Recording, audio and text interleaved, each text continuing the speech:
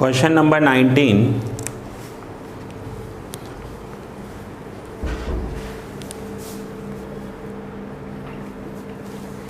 There are 5 red and 4 black balls. Red 5 and black ball 4.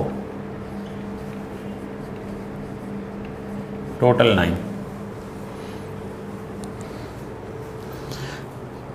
2 draws of 2 balls are made from it. 2 draws यानी 2 बार 2 ball निकाले गए। फिर से read कर रहा हूँ, 2 draws means 2 times of 2 balls are made from it. 2 bar 2 balls निकाले गए। Find the probability that first drawings gives 2 red balls and second drawings gives 2 black ball. Now condition है, if the balls are not replaced means without replacement and if they are replaced. First time में 5 कौन से होने चाहिए? Find the probability that the first drawings gives 2 red balls. 2 red balls होने चाहिए। अब red ball total है कितने? 5। अब फर्स्ट में 2 red balls होने चाहिए, तो probability क्या हो जाएगी? First 2 red balls 5c2, total कितने हैं? 9c2। अब क्वेश्चन में लिखा हुआ है find the probability that first drawing gives 2 red balls and second drawings gives 2 black balls.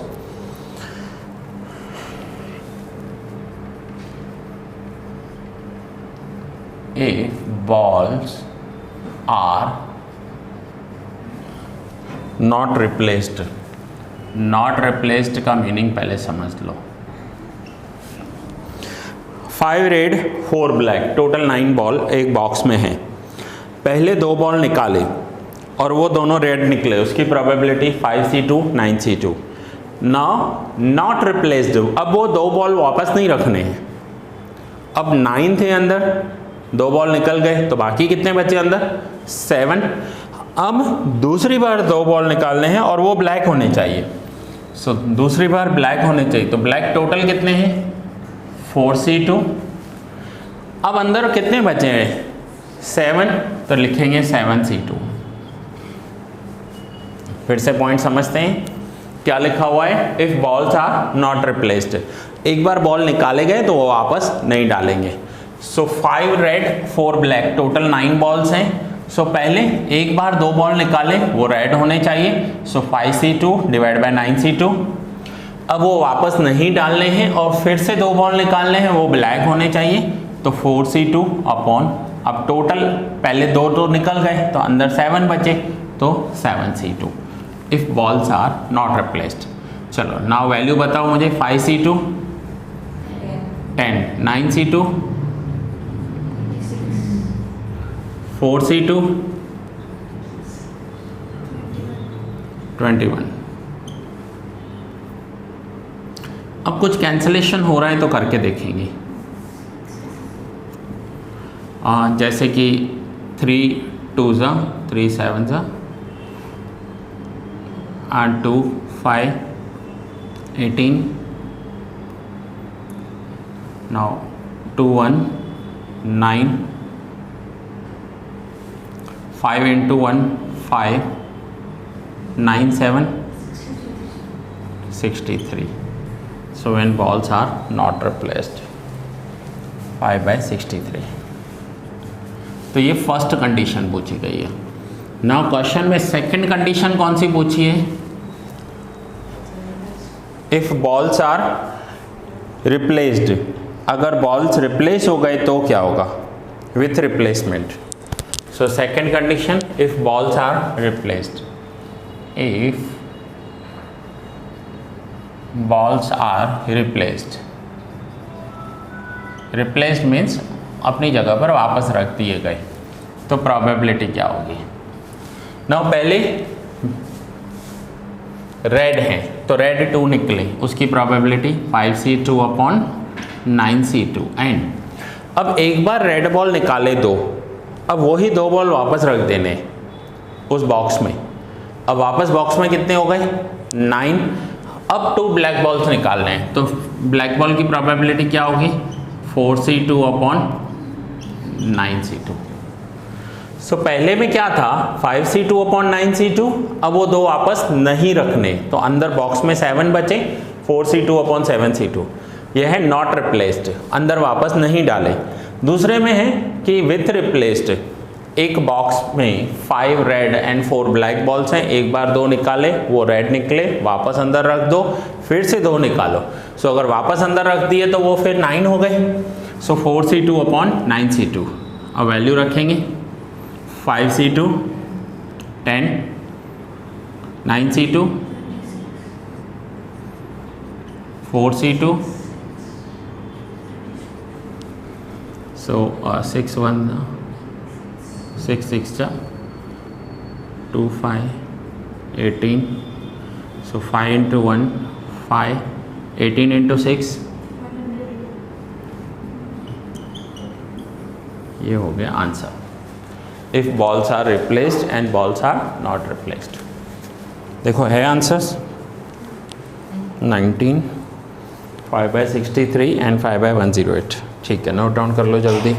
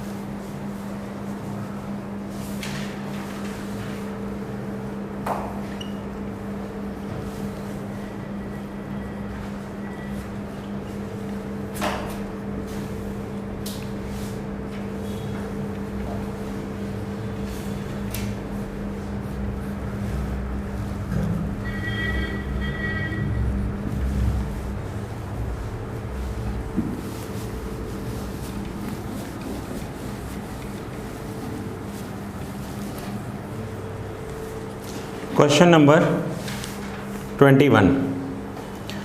An urn contained 9 red, 7 black and 5 white balls. If 3 balls are drawn one after the other without replacement, find the probability that they are red, black and white respectively. Underline कर लो. If the 3 balls are drawn one after the other without replacement. अब without replacement का सम है, एक एक ball निकालना है और probability कौन सी होनी चाहिए कि पहले रेड है फिर ब्लैक है एंड वाइट है। अब एक ऑन मीन्स एक थैली है, उस थैली में 9 red 7 black and 5 white ball है। सबसे पहले एक रेड बॉल निकालना है, तो रेड बॉल की प्रोबेबिलिटी क्या होगी तो रेड बॉल है कितने 9 C1, टोटल कितने हुए 21 C1। क्लियर है इतना।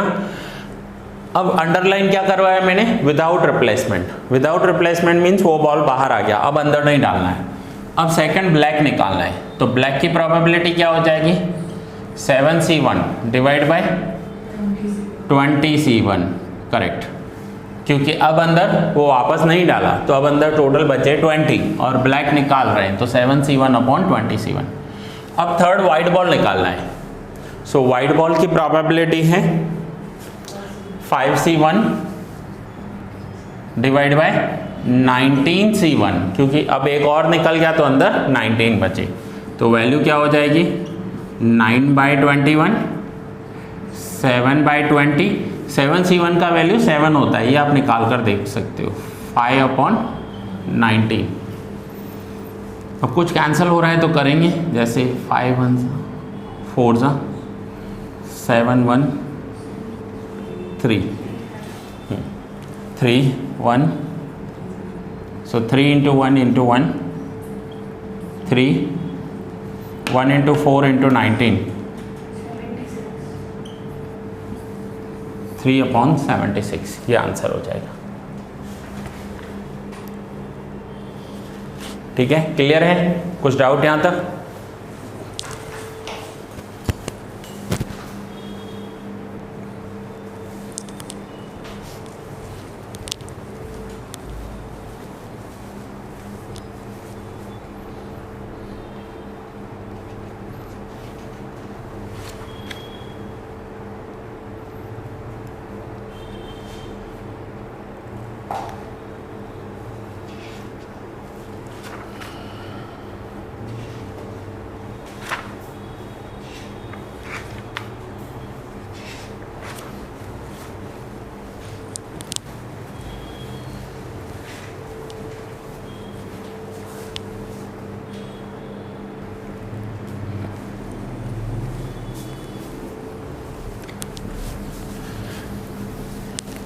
यहाँ पर प्रोबेबिलिटी आ रही है, प्रोबेबिलिटी में कॉम्बिनेशन यूज़ हो रहा है।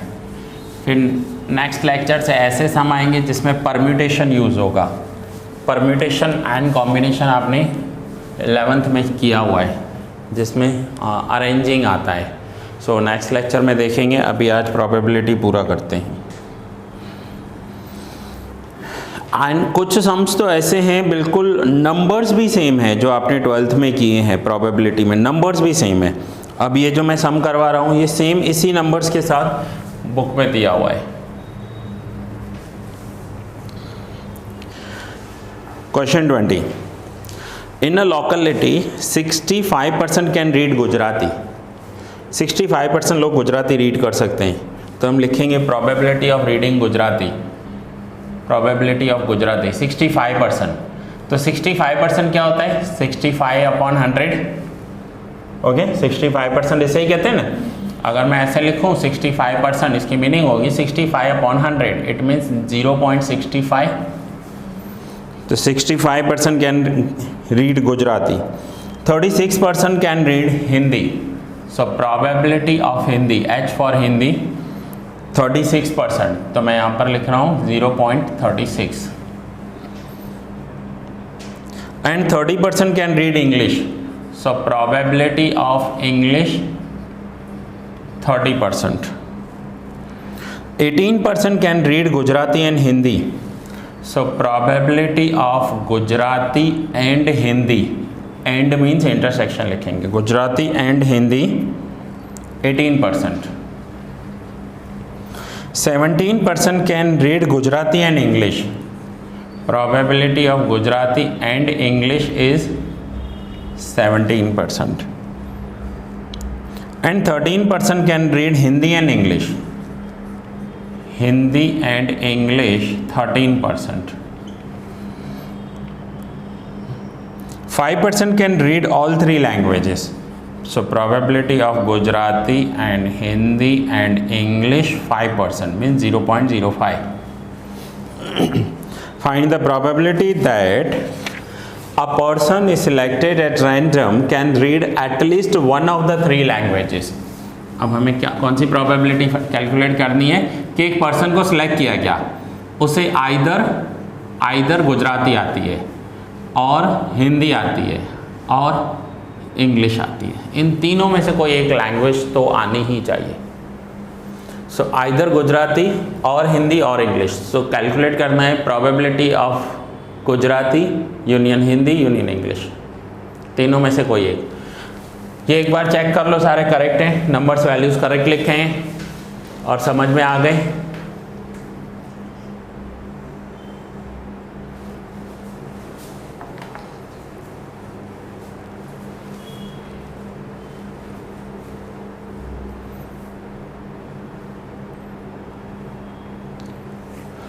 Now probability of A union B union C का फॉर्मूला बता रहा हूँ। फॉर्मूला है probability of A plus probability of B plus probability of C minus probability of A intersection B minus probability of A intersection C minus probability of B intersection C and plus probability of A intersection B intersection C. ये A union B union C का formula होता है। A union B क्या होता है? सिर्फ only A union B. Probability of A union B, तो यहाँ पर लिखते हैं probability of A plus probability of B minus probability of A intersection B. ये हमने अपने लास्ट लेक्चर में किया भी है। यही होता है ए यूनियन बी का फॉर्मूला। तो A union B union C का फॉर्मूला होता है A plus B plus C minus तीनों का इंटरसेक्शन प्लस तीनों का कंबाइंड इंटरसेक्शन प्लस कर देंगे। अब यही कुछ आपको इधर पूछा है गुजराती हिंदी एंड इंग्लिश में, तो क्या हो जाएगा? Probability of Gujarati plus probability of Hindi plus probability of English minus probability of Gujarati and Hindi minus probability of Gujarati and English minus probability of Hindi and English and plus probability of Gujarati Hindi and English. यही हो जाएगा formula. अब अगर फॉर्मूला पता है तो उसके बाद बचा क्या? सब में वैल्यूज़ ही रखने हैं हमें। तो वैल्यूज़ में क्या क्या हो जाएगा? 0.65 कैलकुलेटर ले लो, प्लस करते जाओ, plus 0.36 plus 0.30 minus 0.18 minus 0.17 minus 0.13 plus 0.05